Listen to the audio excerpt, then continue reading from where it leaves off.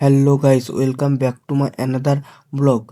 তো মা কমলাকামিনী ঠাকুরের আজ বিসর্জন, তার জন্য দেখতে পাচ্ছ অনেক ভিড় হয়েছে। তো মাকে এখন নদীর তীরের দিকে নিয়ে যাওয়া হচ্ছে, চলো সামনের দিকে যাই।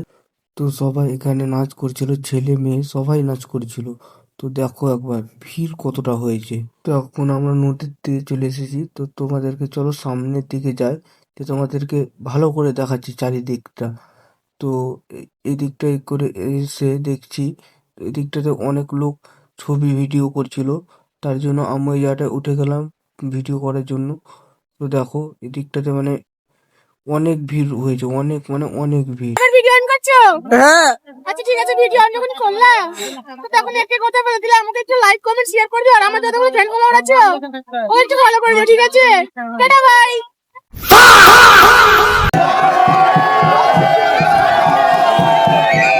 তো ঠাকুরের বিসর্জন হয়ে গেল, তো এখন আমরা যাব মন্দিরের দিকে।